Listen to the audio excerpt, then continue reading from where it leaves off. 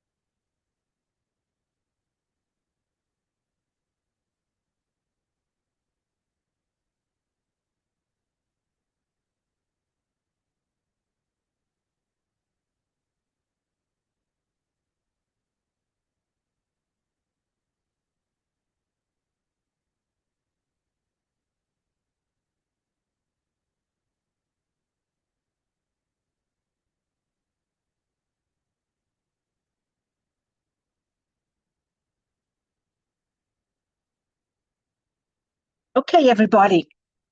Let's start today's class. Oh my gosh, today's already the 26th class of the semester. Can you imagine? It's gone very fast. Okay, so I have an announcement. Teacher evaluations. When you have time, please do this. You can use your smartphone or your computer. It should be really easy. And it will tell other students if you like the class, if you didn't like the class, what can be improved, and so on. So it would be great if you could do this, do the teacher evaluation. Okay, so what are we going to do today? We're going to finish the brain. And then next week, we're going to discuss the autonomic nervous system. So we did the cerebrum and so on. Now we reached the brain stem. So we're in the lowest part of the brain, which is in common with other species. And its main function is to maintain homeostasis. But there's also a lot of control of muscle movement. and so on. So the brain stem has three important components. The midbrain, that connects whatever is above it, the hypothalamus and thalamus, with the brain stem. And then we have the pons. Pons means bridge, and it connects the two sides of the brain and also brings a lot of electrical impulses from the cerebrum to the cerebellum. And then finally, the lowest part is the medulla oblongata, and that's going to be in continuation with the spinal cord. So you see here the three different regions of what we call the brain stem. You see here the thalamus. Remember how important the thalamus is for conveying all kinds of impulses that come from the periphery and then distributes them to the other parts of the brain. Is the midbrain the same as the cerebellar peduncle? No, the cerebellum peduncle is what attaches the cerebellum to the rest of the brain. So the midbrain is this region right here. You see, this is the cerebellum. So the peduncle would be right here. But the midbrain has a lot of nuclei. Remember what nuclei are? They are concentrations of gray matter in the middle of white matter. Okay, so the midbrain, let's move on, is also known as the mesencephalon. Its major function is to fine-tune muscle tone and posture. So, you know, to be aware that you're standing up or sitting down, and also that level of muscle activity that is necessary for the muscles not to be totally flaccid.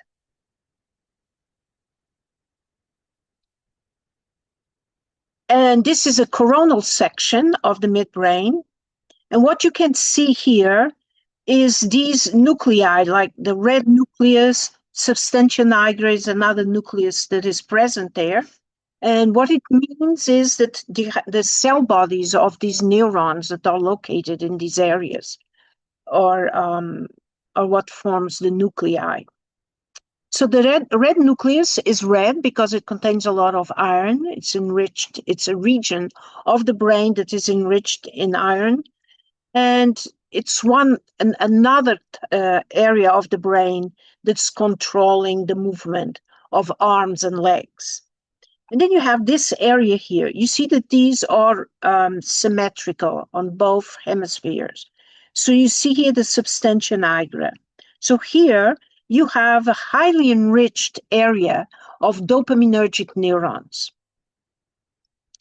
And these dopaminergic neurons, they control movement in terms of slowing down and preventing tremor. So this area, these nuclei are called substantia nigra. Nigra means black. And why is it substantia nigra? Because the neurons here contain the pigment melanin. It's called neuromelanin. And it's the only area in the brain where this pigment is concentrated. We really don't know why is it that this area of the midbrain is enriched in neuromelanin.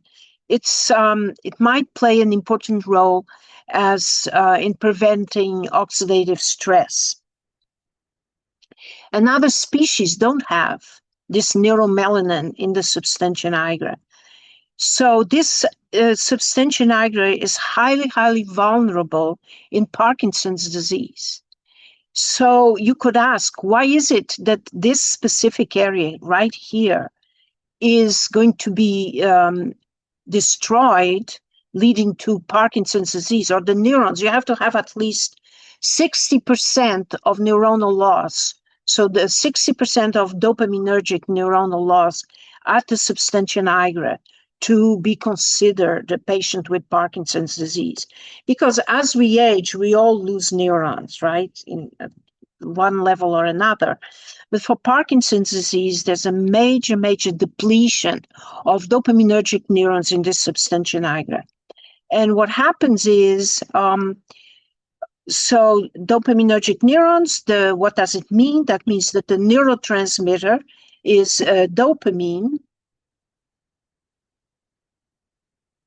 And so in this case here, the dopamine is inhibitory and acts as a brake. So if you are lacking this high levels of dopamine in this area, you're subjected to tremors. Also, the movement, walking and so on, is highly affected. It doesn't affect cognition. Cognition is more specific for Alzheimer's. Parkinson's disease, it's not affected. Cognition is not affected. So, the big question is, why is it that this area is affected and not the other areas around it? Why is it that there's depletion, specific depletion of these neurons? So it's hard to study and we don't really know. Let's see here.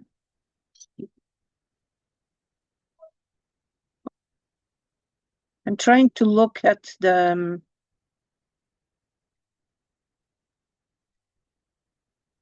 okay. So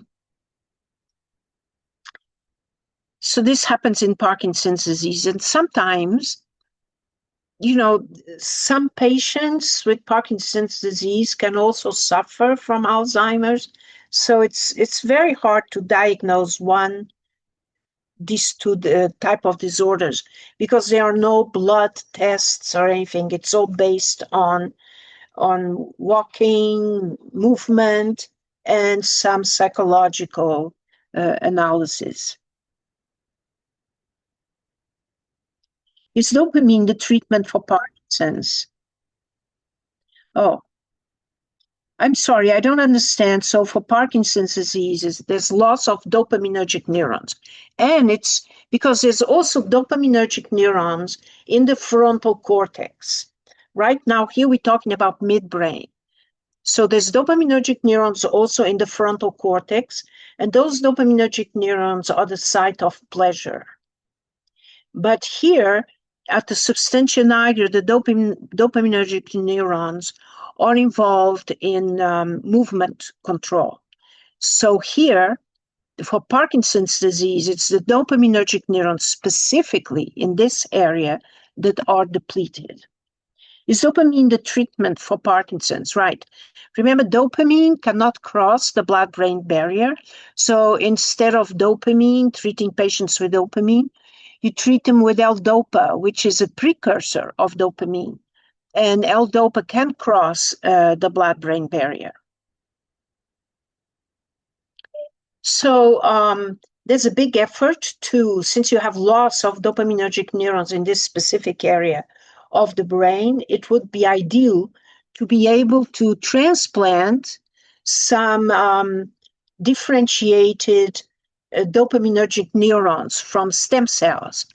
And it started with the procedure, the experiment was trying to use fetal stem cells and differentiate them into dopaminergic neurons and then transplant them specifically into the substantia nigra.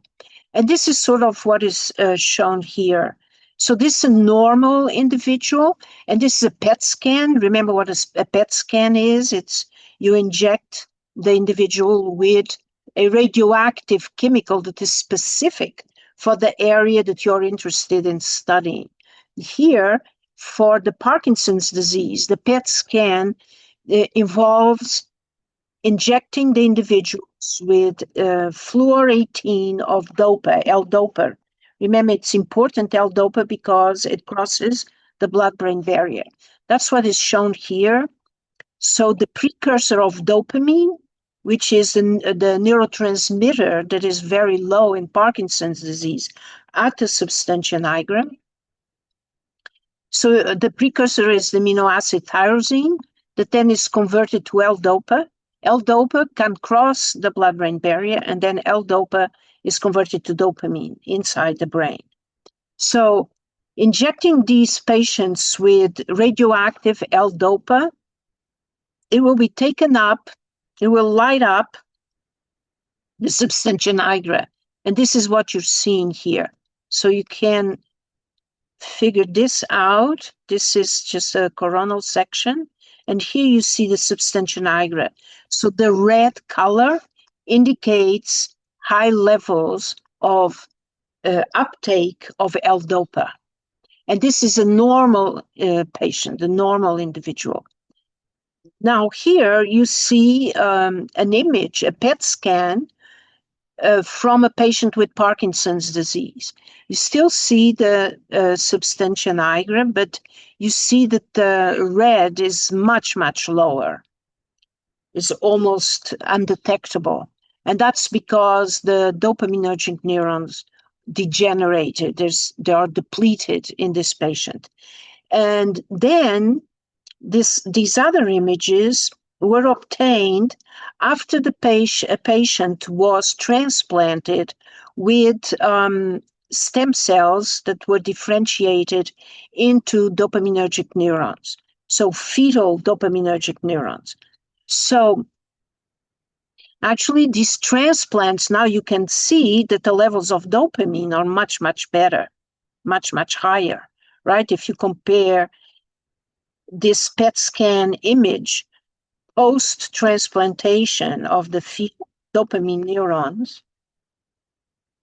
compared to the Parkinson's patient, you can see that there's much higher levels here.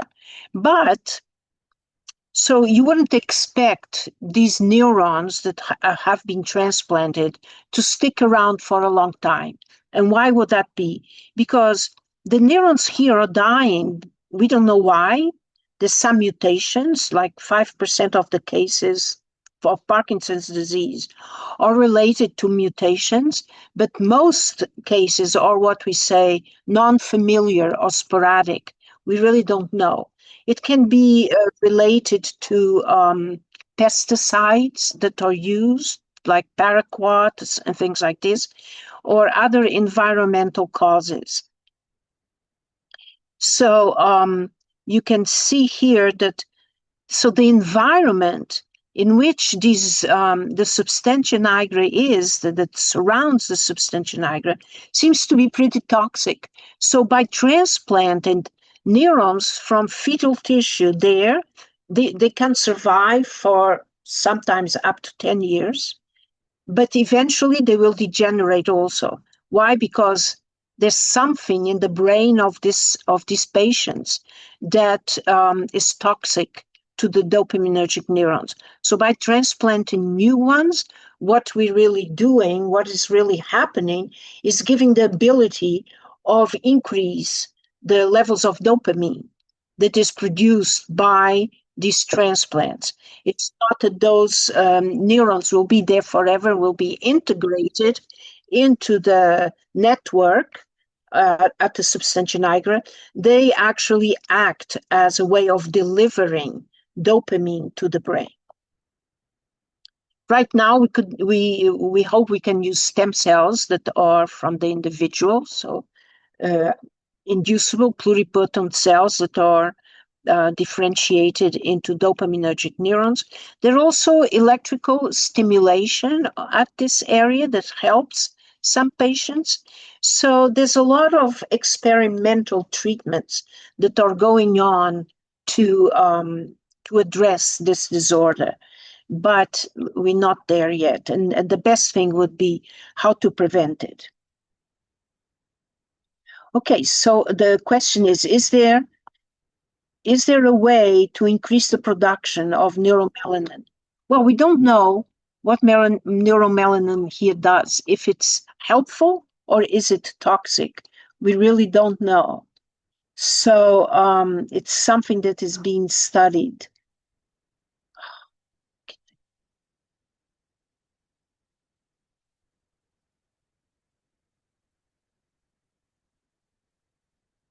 Oh, I'm having trouble. Oh, there we go. I was having trouble with the chat. Now I can see. So what's the function of the pons and medulla? Well, we're not there yet, Kevin. We're still in the midbrain. We're going to go to pons and medulla after. We're still in the midbrain in this area. Okay, so also at the midbrain, there's the site of where some of the cranial nerves, the cell bodies of the cranial nerves are located. So you see here cranial nerve number 3. This the cranial nerve, it plays a role in movement of the eyeballs. You're going to see that many of the cranial nerves are involved in controlling eye movement. And then also the cell bodies of the of cranial nerve number 4. So both of these cranial nerves are motor neurons because they contain mostly the motor neurons, not the sensory neurons. Is the diencephalon the same as the midbrain? No.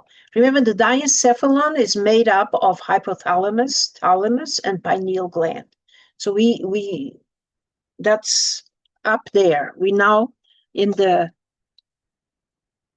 here, right? So thalamus is part of the diencephalon. We now in the brain stem.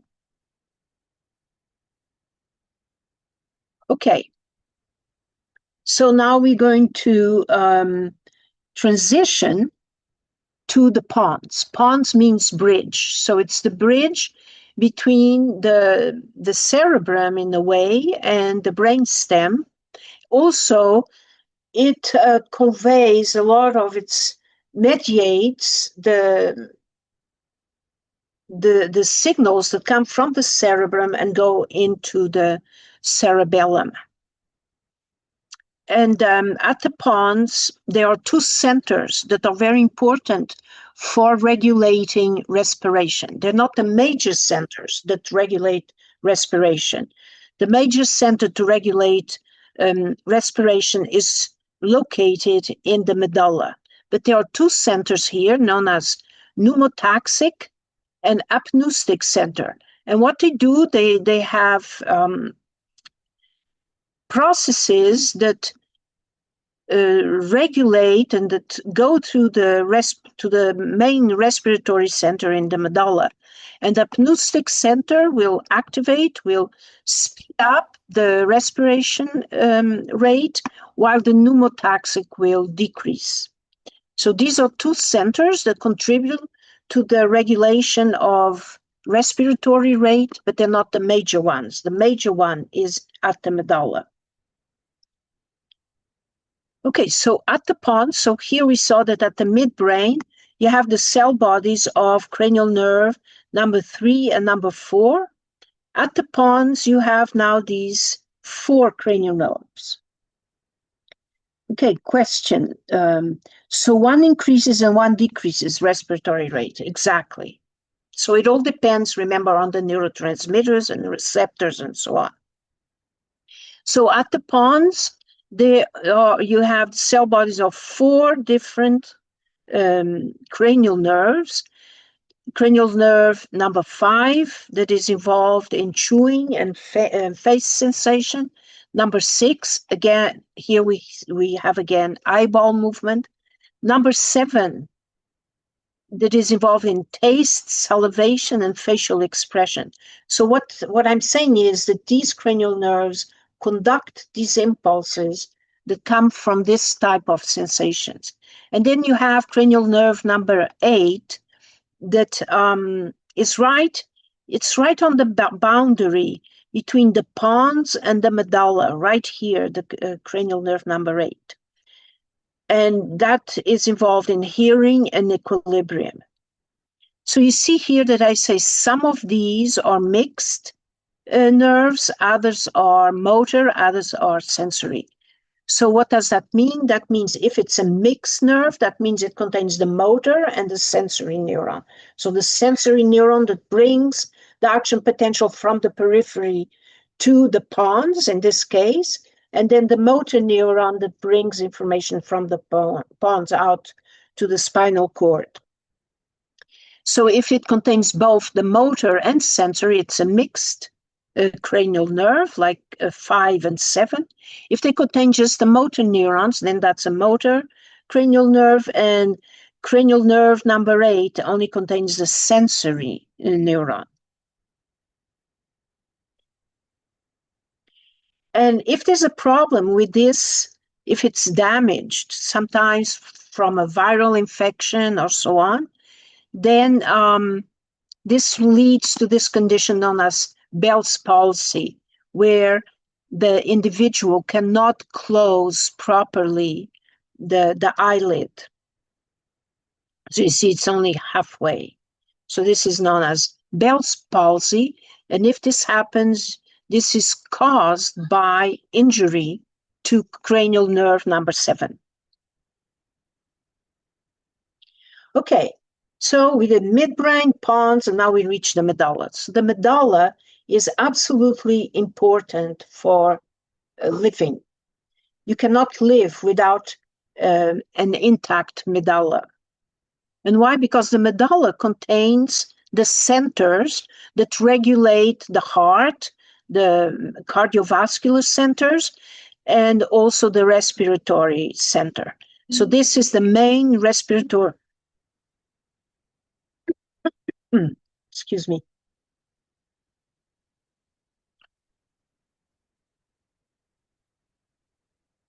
So the respiratory center, that's the main one. And here you see the two in the pons that send impulses, the major respiratory center at the medulla. So these, as I said, are very important, especially to maintain homeostasis, and they control the heart and the respiratory rate. So they're very, very important for survival and for life.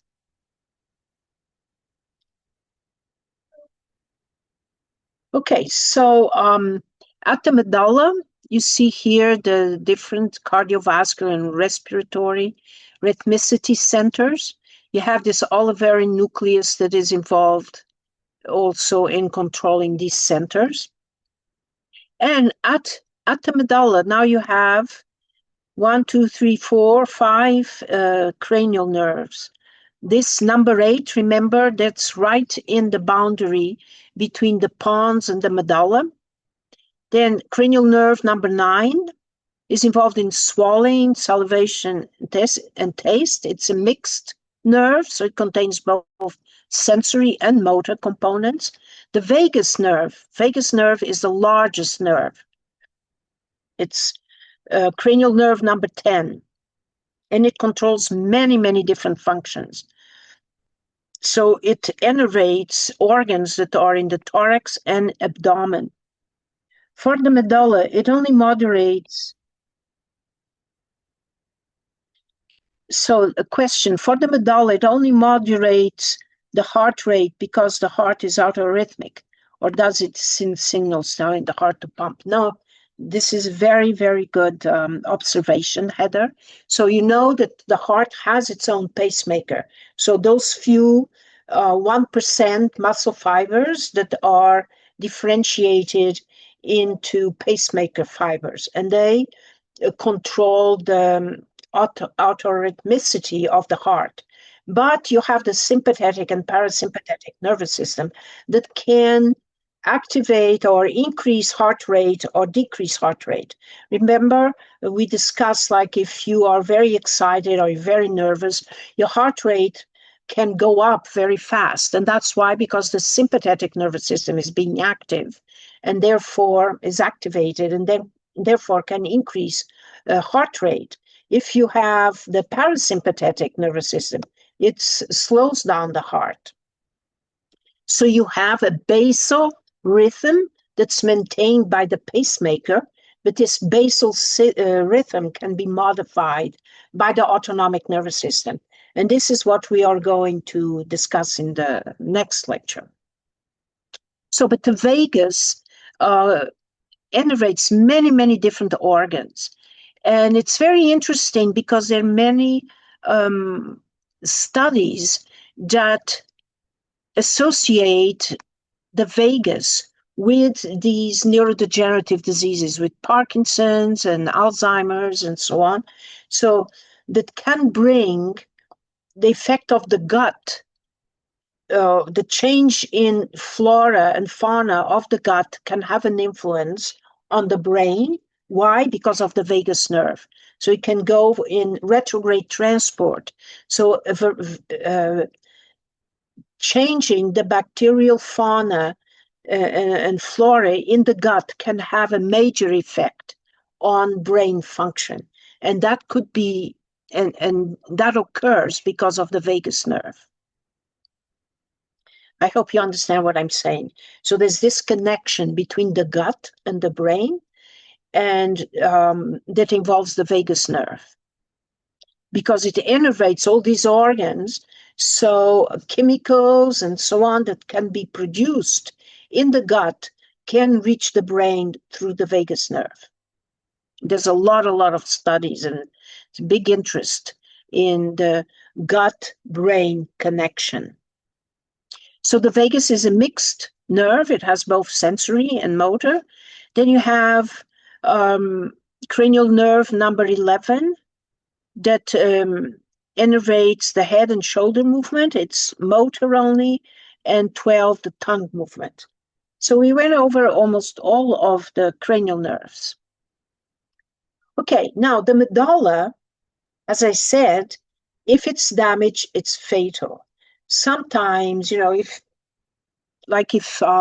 in the lab you're working with animals, rats and so on, and you want to kill them very quickly, you can just hit the medulla and they will go out very quickly. And that's because that's where the cardiovascular and respiratory centers are housed, at the medulla. And we talked about the poliovirus, how it can, through retrograde transport, affect the respiratory center and damage it. And this happened in those surges of polio that happened in New York City. The patients have to be attached to artificial lungs. Okay, another important aspect of the medulla, this is where the decussation of the pyramids happens. And remember, what are the pyramids? So the pyramids are the motor tracts, cortical spinal tracts, that come all the way from the brain down, from the cerebrum. Remember the somatosensory and motor area, that sliver of brain, one in the parietal lobe, that's the somatosensory, and right next to it is the motor area. So those tracks, those processes, these neuronal processes come all the way down through the brain and at the medulla, they cross over to the other side, and then they go on to the spinal cord. So these are the longest tracks. They're known as the cortical spinal tracts. So they convey the action potentials from the brain all the way to the spinal cord. So these are the pyramidal tracts. They cross over at the medulla so that the right side of the brain will control the left side of the body and vice versa. Okay, so now we're going to talk about an area in the brain that is made up of gray matter, but it's dispersed, and it's known as the reticular activating system. So you see here it's represented by this red band, and it's not red, it has gray matter, and it's dispersed. It's different neurons that are not located exactly in a specific area. They flow, or they go through all this throughout the pons and medulla and midbrain. And this is known as the reticular activating system. And this is like the alarm of the body. Let's say you're asleep, and in New York City there's so much noise, there's ambulances, there's so on and so on, but you can still sleep because you get used to that noise. It's something that's called habituation. So what does habituation means? That means that the receptors, when they are constantly being stimulated, they will stop responding to a certain level of stimulation. They will no longer be activated. That's what means habituation. And that's, for example, if you're on the beach and you go to the water and the water is freezing, after you stay there for a little bit, now you don't feel the water being so cold. It seems like the water warmed up. And that's not true. What happens is that your temperature receptors get habituated to that temperature, and they'll no longer respond. So that's known as habituation. It's the ability of the receptors to stop responding to a stable chronic stimulation. So this reticular formation, the reticular activation system, or what we call RAS, allows us to wake up. And when there are sudden changes in the environment, so the skin and special senses can send these sporadic and high frequency signals to the reticular formation that makes us awake. Okay, so question. What is the difference between habituation and sensory adaptation? Well, in my view, those would be synonymous. So habituation is caused by the adaptation of the receptors that are sensory adaptation. So the receptors no longer respond because there's a chronic low-level stimulation. What structure actually in the midbrain? What structure actually in the midbrain? Is thalamus, hypothalamus, or in midbrain? No, the thalamus and hypothalamus are in the diencephalon. The midbrain is a section of the brain on its own. Right here, this is the midbrain. You see the thalamus and hypothalamus are the diencephalon. The midbrain is part of the brainstem.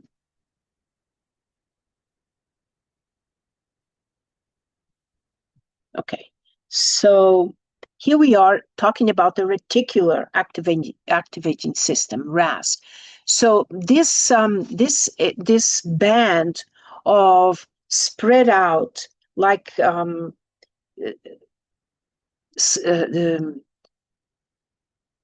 sort of little dots of neurons throughout this area, gray area dispersed within the white matter, and it goes from the medulla pons to midbrain. So medulla pons to midbrain, right here, this area, can receive signals, very high signals, very strong signals from the periphery that makes up awake. So its activation leads to an awake and conscious state. So it allows us to move off habituation. So that's the reticular activating system. So it's a way of the body responding to a sudden increase in stimulation. Okay, now, how do we study the brain? So we can use PET scan. We talked a lot about PET scan by injecting radioactive chemicals that can be taken up by specific areas of the brain, such as, for example, radioactive L-DOPA that is taken up by the substantia nigra. But we can also measure the electrical impulses that are developed in the brain when it is active. And that's through the electroencephalogram.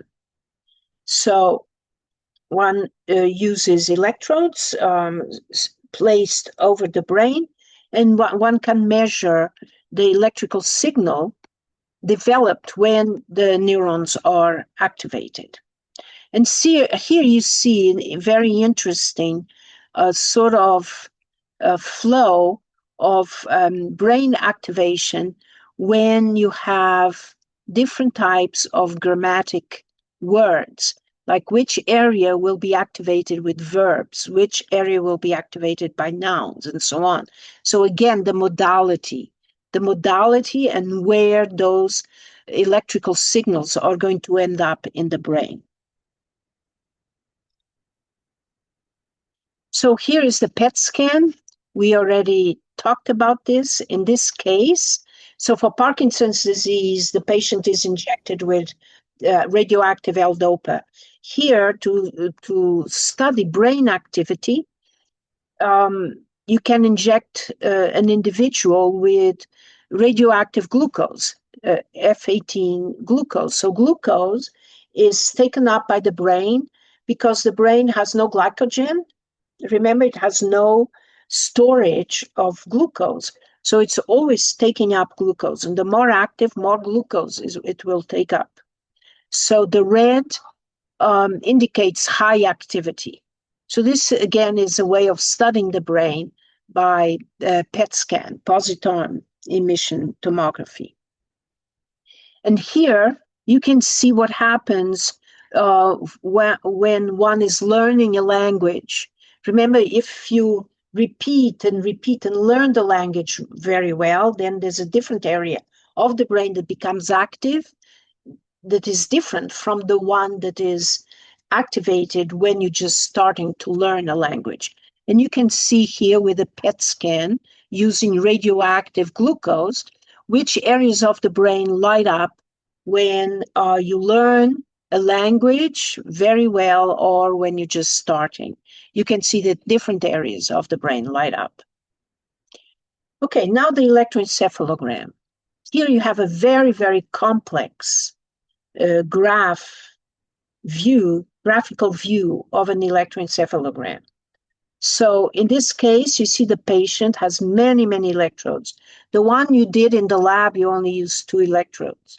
Here you have many, many electrodes, each of them capturing the electrical signal that is going to, that is present at specific area of the brain. So you get these patterns and you look at them and you see that there are some abnormalities. So for example, I highlighted these areas where there's some strange signal. And these strange signals are used by physicians to determine if there's a problem in a specific area of the brain. And these problems could be due to tumor. You can also diagnose epilepsy, trauma, hematoma, and neurodegenerative disorders. So you're looking for abnormal patterns of waves that are generated by the electrical impulse that originates in different areas of the brain by brain activity. And to brain death, how do we define that there's brain death, that the patient is, the brain is non-functional? You administer 2 electroencephalograms 24 hours apart. And if you don't see any waves developing like the ones shown here, that means that the patient is brain dead. That's it. The patient is gone. So you have to administer 2 electroencephalograms 24 hours apart. So there's none of these waves will be observable. Why 2? Because you have to give one and then wait 24 hours and then give another. Because it could be that there's a coma or there's a kind of an event that temporarily stops the brain from function, but then the patient can recover perhaps. And that's why you have to do the 2 electroencephalograms 24 hours apart. And both of them have to show no electrical activity. There's none of these waves will be present. Okay, so this is the one you did in the, I hope you did in the brain, in the lab, that you did an electroencephalogram in the lab. It was very simple. But what is important now is these waves are very complex, and it would be very hard for a human eye to study the different types of waves. So a computer can break up the wave pattern into 4 different types. So that means that our brain develops 4 different types of wave patterns that depend on the electrical signal. So we have alpha, beta, delta, and theta waves. And how do they differ? They differ in amplitude. What does that mean? The height, the height of the wave. So the voltage, that's a measure of voltage, and also in the frequency of the waves. So what does that mean? So the frequency is up and down. That would be one cycle, up and down, then another cycle, up and down. And that's called a hertz. 1 cycle per second defines a hertz. So that would be the frequency, which is shown here in the x-axis. You see that these waves, the frequency is much, much faster than this wave here, which is specific for sleeping. So the delta wave is specific for sleeping. It's the wave pattern for a person that is sleeping. And you see that the frequency, the hertz, the wave is very slow. However, the beta wave, which is specific for a person that is actively engaged, then you see that the frequency is much, much faster. Alpha is a characteristic of an individual that is awake, but very calm, not using the brain, not engaging in the brain. And theta waves are specific for emotion.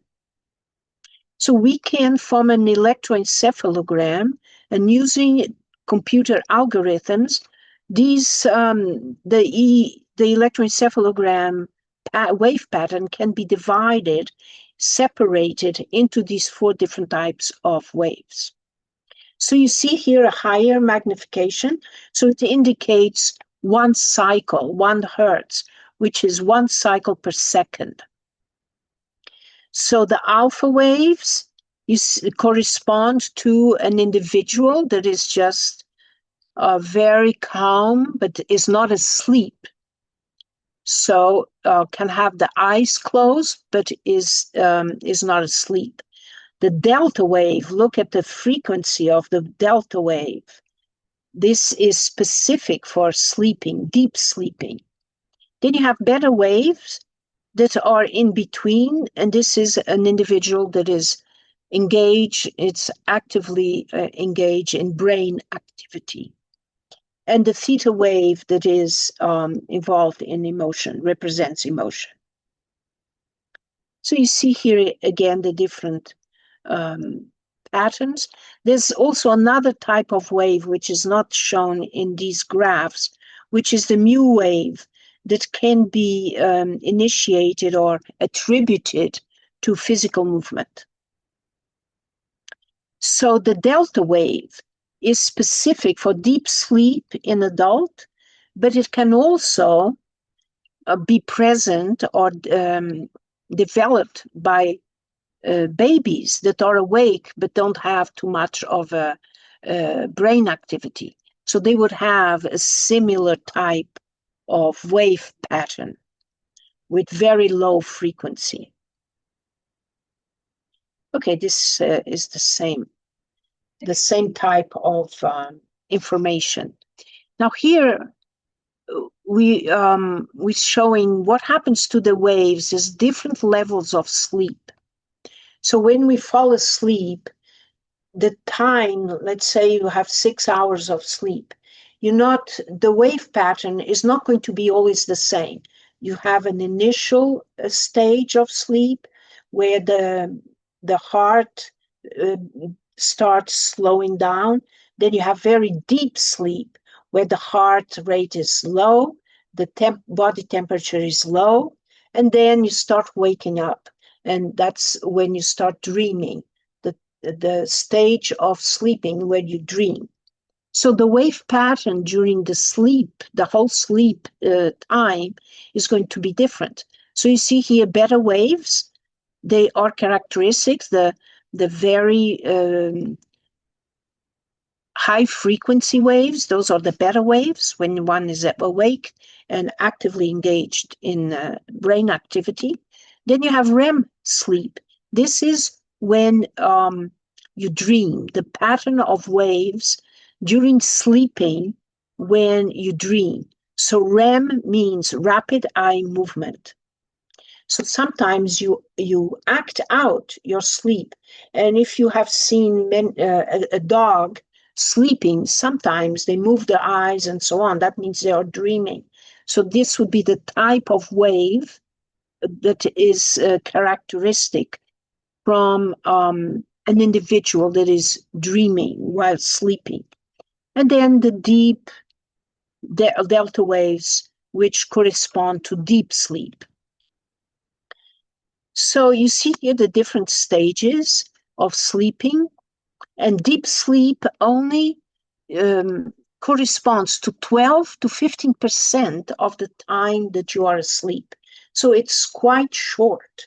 The time where your heart rhythm and the temperature is low, and there's very little acetylcholine being released. So that's the deep sleep.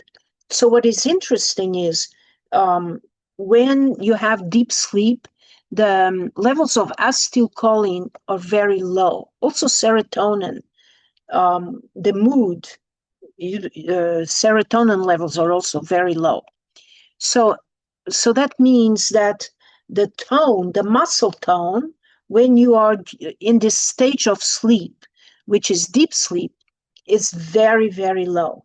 And that's why when you wake up, you have to extend and try to reestablish the muscle tone, because during sleep, the levels of acetylcholine are so low that they are not sufficient to maintain muscle tone. And this is, if you think about it, is interesting because suppose the animals, other species that sleep on a tree to prevent preyers from attacking. And if they are sleeping on a tree, you don't want the muscles to be active because you want the body to be totally still, almost paralyzed. And that's it's sort of an adaptation for producing low levels of acetylcholine. So then when you start waking up, you see most of the sleeping time is 45 to 55% is at stage 2, where the heart starts to slow down and there's a slight decrease in temperature. And then everything starts slowing down until it's deep sleep. And this is only 12 to 15% of your sleeping time is really deep sleep. And this is very important. This is where when the microglia are active and removing the superfluous synapses, and also where the body regenerates. And at this time, so you wake up from deep sleep and then you go to REM, the rapid eye movement stage where dreaming occurs.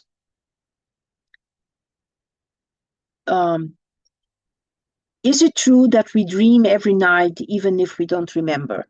Yes.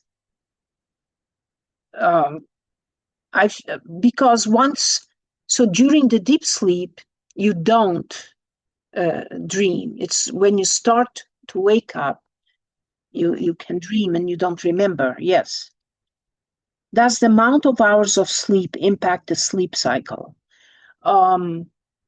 Well, the amount of deep sleep that one individual requires might not be the same from another individual, and it varies from person to person. Do we know the biological function of dreams? Well, that's a very good question. And, I can't answer that question. I don't know. I'm not an expert on sleeping. I think it's a very, very, very interesting subject to study, but it's not my expertise. So what would be the the biological function of sleeping, we know. Now the biological function of dreaming, it's a very good question. Maybe you can find the answer and let me know. I don't know. Sorry, very good question. How come deep sleep has larger waves? I thought heart rate is slower in deep sleep. So these large waves have to do with the brain activity. They are not waves corresponding to the heart function. They represent the electrical activity at the brain, right? So there's very little activity in deep sleep. Therefore, the waves have slow frequency. How come deep sleep has larger waves? When in the sleep cycle, do the microglia cells activate to prune synapses? Yes, microglia are very busy. They have their surveillance stage during sleeping. Is there a correlation in wavelength to where people might talk in their sleep? So that happens mostly during the REM stage of sleep. When people talk and enact their sleep, like sleepwalking and so on, this happens in the REM stage of sleep. Okay, now, in an interesting fact, so dolphins, they're mammals, they breathe air, but they live in the water. They cannot, like fish use the air from the water through the gills. They take the oxygen through the gills. But dolphins cannot take the oxygen from the water. They need to take oxygen from the air. So how can they sleep? They cannot sleep. If they would totally fall asleep in the water, they would die because they cannot breathe. So dolphins adapted in such a way that they are able to turn off one side of the brain while the other side is active. So one eye will close and that hemisphere will be turned off while the other one is awake. So it gives them the opportunity to come up, breathe air, and go down, but they're still in a resting stage, and then they will switch to the other side.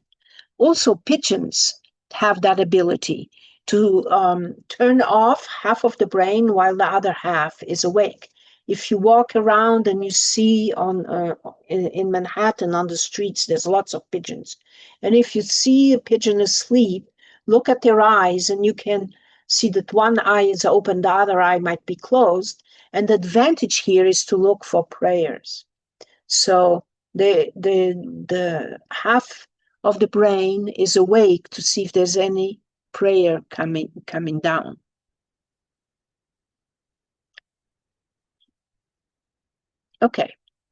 Okay, so cranial nerves, we talked about the cranial nerves, most of them.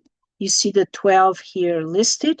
Some are sensory, that means they only carry the sensory component, others are motor, and some are mixed. So, so these you had to learn for your lab and for your lab test. So the ones we didn't discuss were cranial nerve 1 and 2. We discuss all the others.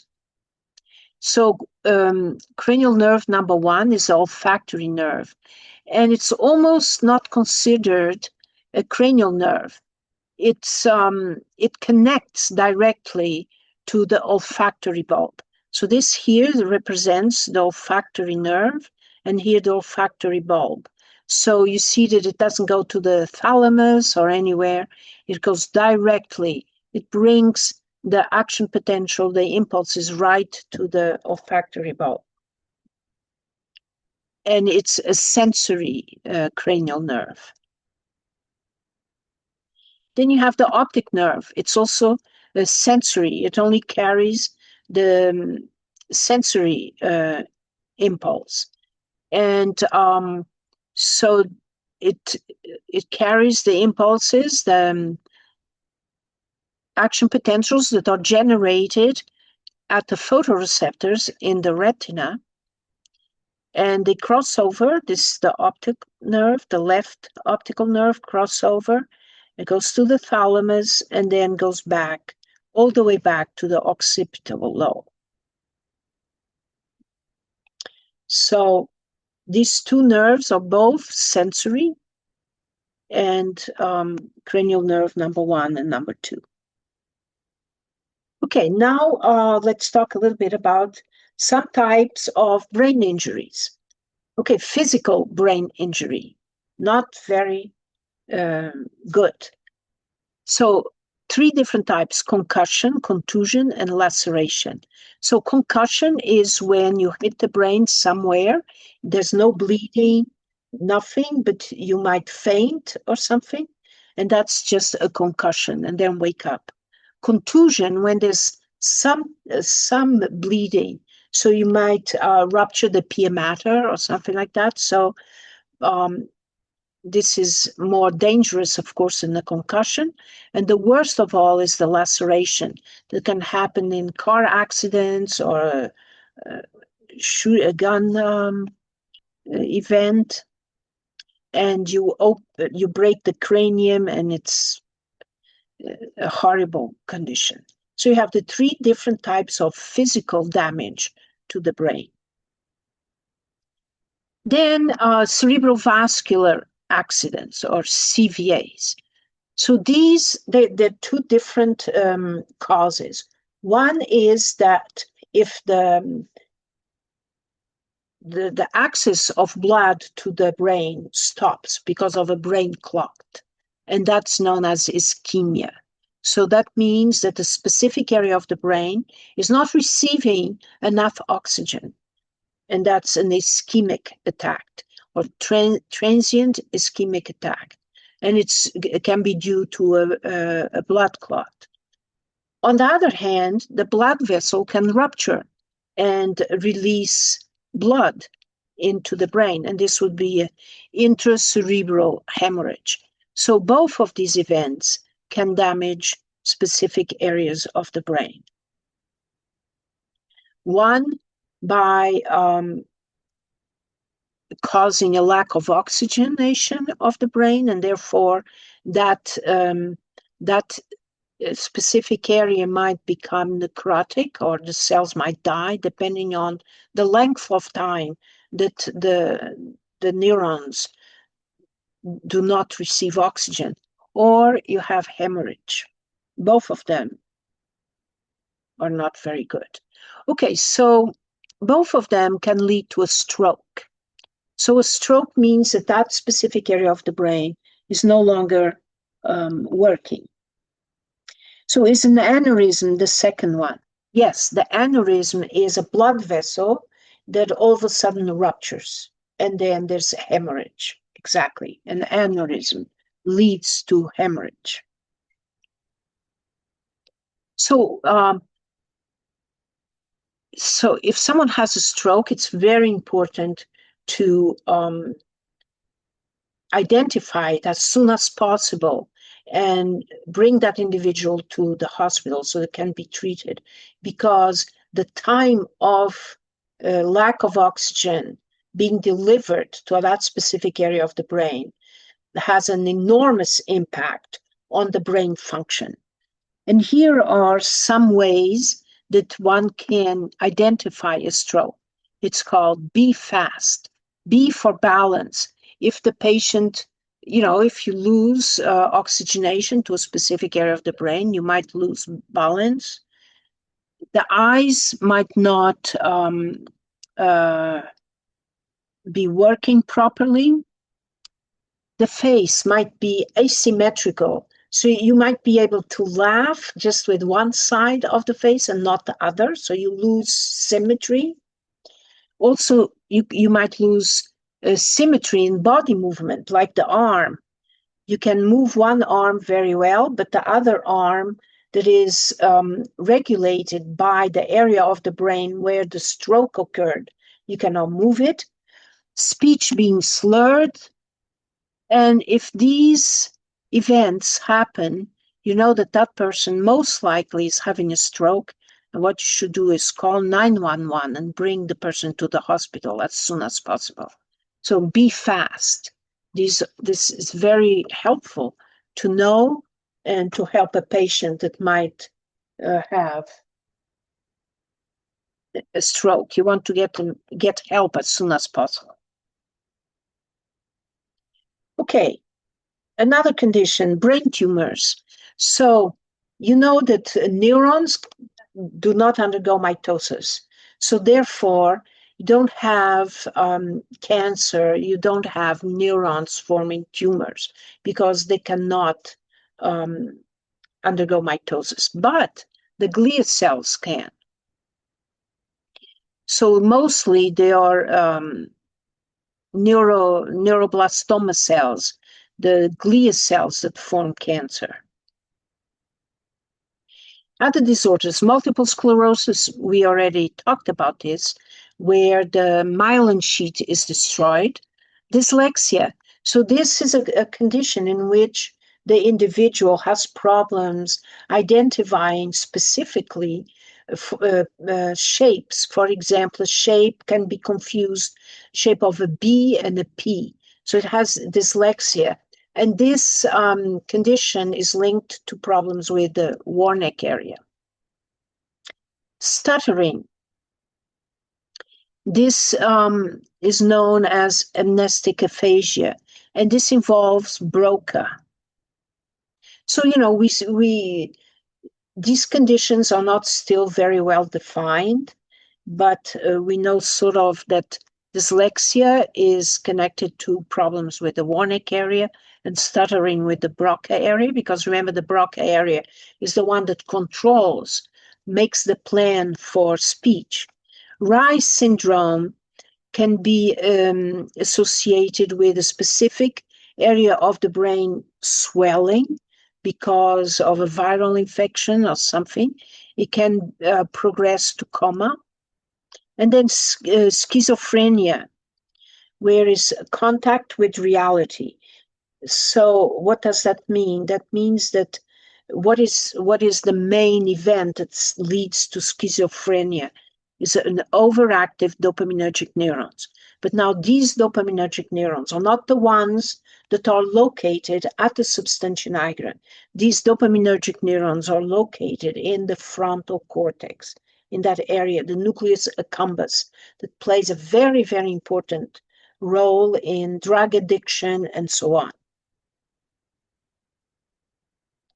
Okay, headaches.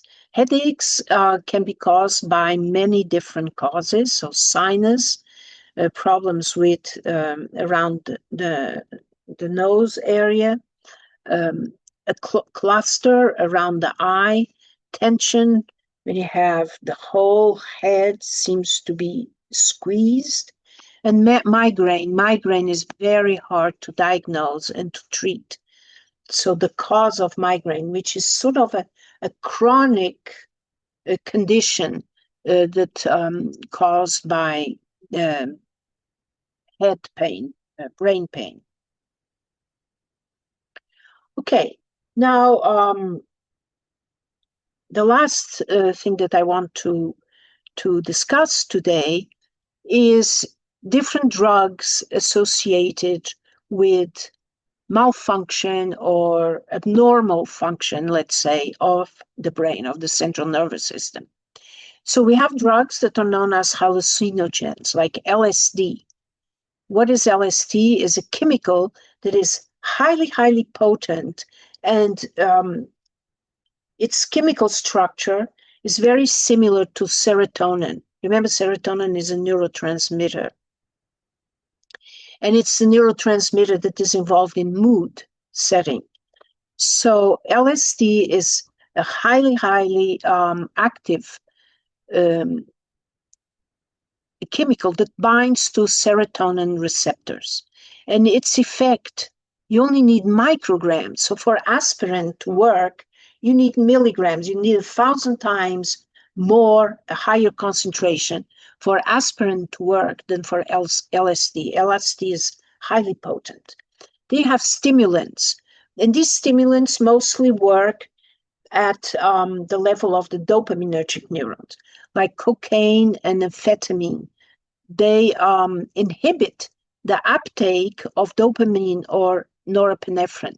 And this prevention of getting rid of dopamine and norepinephrine at the synapse leads to an overactive state. And actually, um, uh, soldiers during World War II were given amphetamine so that they would stay in an awake and more active state throughout the day, throughout the 24 hours. So what cocaine and amphetamine do is they prevent the uptake. Remember that they are transporters at the synapse that bring the dopamine and norepinephrine back into the presynaptic neuron. Then you have other chemicals like heroin, morphine, and fentanyl. They are analgesics. What does that mean? That means that they relieve pain. So you use them to slow down the effect, the pain, and they are also they bind to specific receptors, and they lead also, they're in combination with our own opioids, which are the endorphins. And then marijuana, which has its own receptor and has some medical advantages, but also some very bad and side effects. So there's a big effort to purify marijuana into different chemicals. Some of them can be used to relieve pain, but others can have many secondary side effects. So these are stimulants. Then we have antidepressants. So we talked about, for example, Prozac. They also act at the uptake of these neurotransmitters. So some of them. Monoamine oxidase, remember, this is an enzyme that is present in the presynaptic neurons and that metabolizes catecholamines, such as serotonin and norepinephrine. So if you inhibit this enzyme, that means you will have more serotonin and more norepinephrine around, and serotonin is very important in the Raphe nucleus, if you remember. And this is involved in preventing depression. These compounds, tricyclic compounds, also block the uptake of these neurotransmitters. Prozac, we talked, blocks serotonin uptake. And sometimes, if there's severe depression and these strategies do not work, then we use electrical stimulation, or ECT, electroconvulsive therapy. And sometimes chemicals, they always have side effects. And this drug, rezapine, that is used to treat high blood pressure, it actually blocks catecholamine and serotonin to be enclosed or transported into vesicles. So it's associated with depression, because if these neurotransmitters cannot be located into vesicles, then they cannot be released as neurotransmitters. So this drug, rezapine, that is used to treat high blood pressure can lead to depression. So how does ECT treat depression because you're increasing the electrical activity, right? So that's what you want. So depression means that the neurons have low activity. So by increasing the electrical signal, by giving electrical signal, that um, will counteract the depression. Okay, so all these drugs have a very, very specific kind of location or target within the brain, and that is the nucleus accumbens.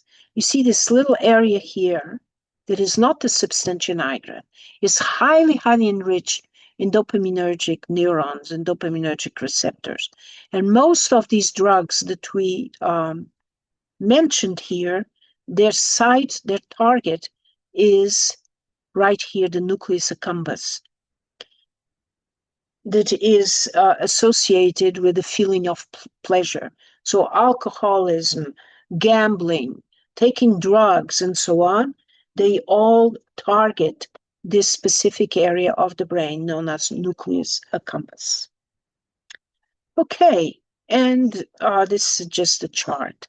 So for today, I think we will finish on time, and because I don't want to start to discuss the autonomic nervous system.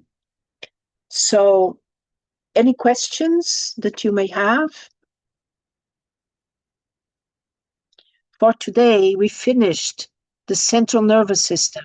We went through the brain and the spinal cord. We spent quite a few lectures discussing this, and now the next lecture is going to be the autonomic nervous system. Excuse me, Professor. Yes, please. So I know in the lab, some of the models it would show like the olfactory nerve and the optic nerve, but like towards like the bottom, like more towards like the medulla uh Medulla? the oblongata, like it has Yes. what's called like cranial nerve 1 and 2. Is that really just the exact same nerve? It's just a long Yes, it's nerve just going down. the way, they all go down, right? Yeah. Yeah. But this is the site where their origin is. That's what we're discussing. Where is their origin? Where is the cell bodies? Also, is there a reason why um the pineal gland is also called the epithalamus? Like, Yes, the pineal gland. So the pineal gland is part of the diencephalon, right? So in the yeah. diencephalon, you have the thalamus, the hypothalamus, and you call epithalamus because it's part of that thalamic area. Mhm. Okay. Also, is there a reason, like, what's the point of on the models, there's what's called the intermediate mass of the thalamus. Does that play any specific role with the thalamus? Or it's just like that's like where the weight of it is on?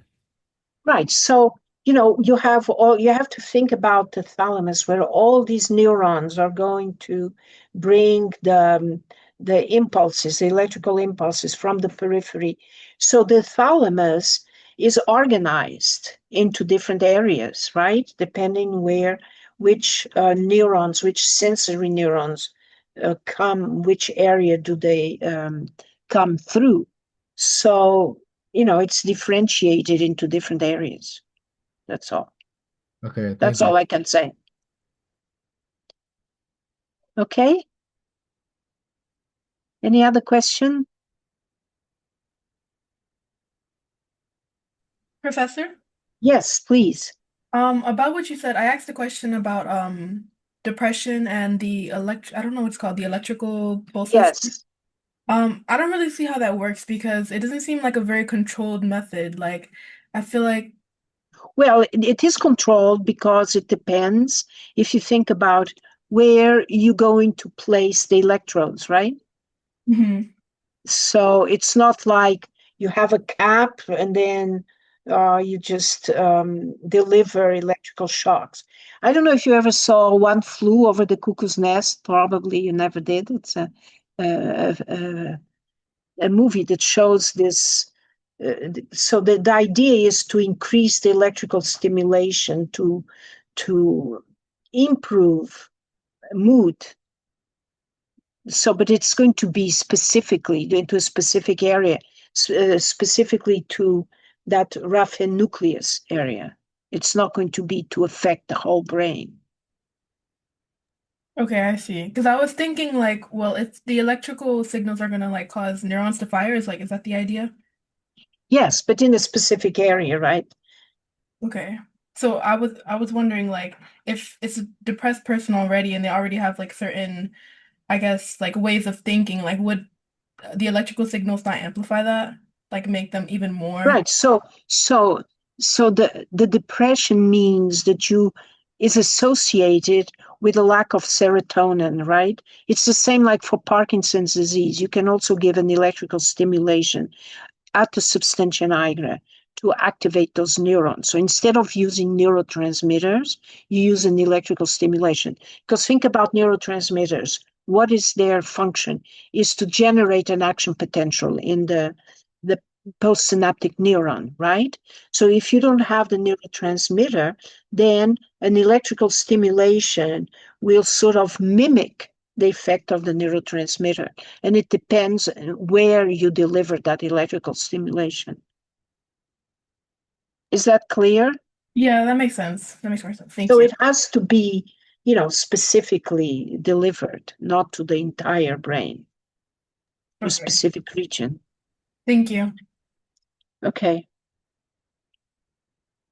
Okay. Anything else? So have a good weekend. And oh, you have one question here. No. So I'll see you Tuesday, right? Okay. Bye-bye, everybody. Have a good weekend.